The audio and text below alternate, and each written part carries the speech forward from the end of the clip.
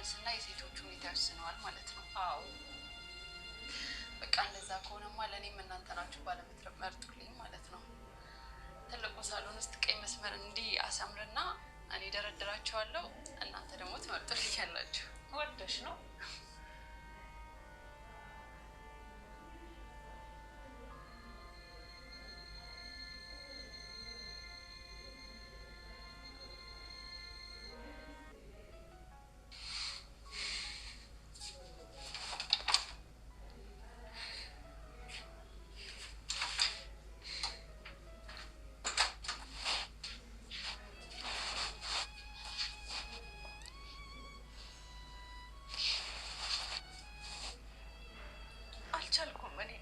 አልቻልኩም። እኔም እኮ አልቻልኩም። ሰላም ጨንቆኛል በጣም። እናት እኮ አለች ናታን፣ ይሄኔ መጣ አልመጣ እያለች በር በሩን እያየች ነው የሚሆነው። ሞት እኮ ራሱን የቻለ እረፍት ነው። ግን አሁን እንደዚህ እንደወጣ ሲቀርባት ምን ትላለች?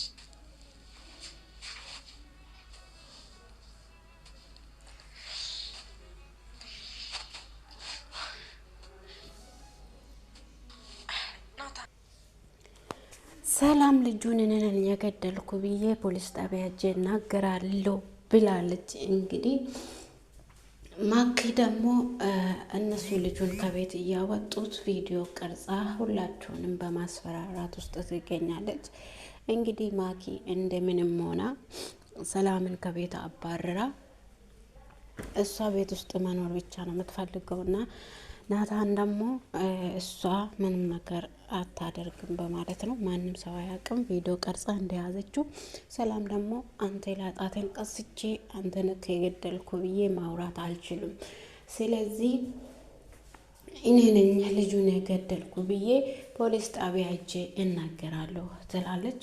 ናታን ደግሞ አይ የኔ ፍቅር ሁሉንም ነገር ጊዜው ሲደርስ እውነታውን ሁሉ እኔ እናገራለሁ፣ አንቺ ምንም ነገር እንዳታደርጊ ይላታል። እሷ ደግሞ እናት አለች እኮ እስካሁን መጣ ብላ የምትጠብቀው እናት አለች፣ በር የምታይ እናት አለች።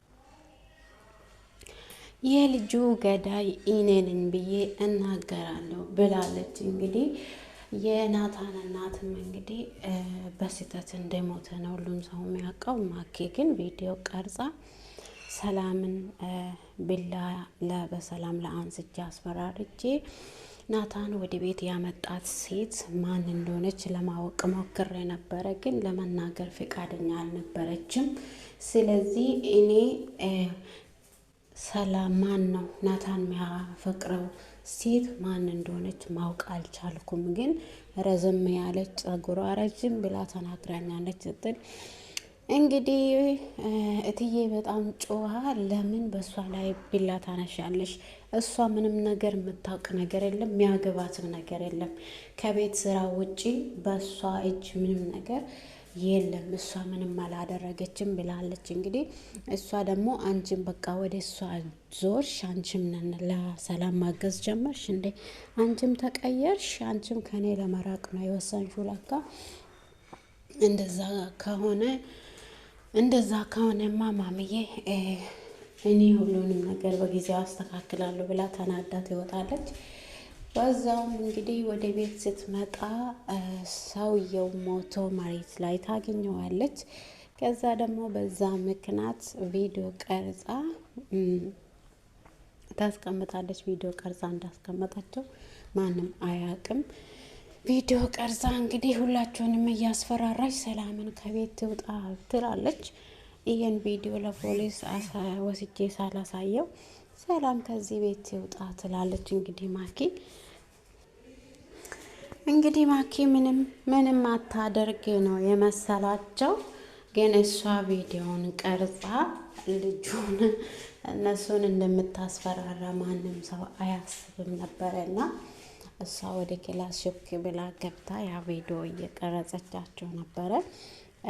ልጁን ጠቅልለው ከቤት ሬሳውን ጠቅልለው ከቤት እያወጡ እንግዲህ ያላሰቡት ነገር ነው ያጋጥማቸው። ተናዶ አንድ ቦክስ ስለው ከዛ ልጁ ይሞታል። ናታን ደግሞ በጣም ደንግጧል። እንዴት የሰው ሕይወት በእጄ ያልፋል በማለት ሰላም ደግሞ በጣም ደንግጣለች።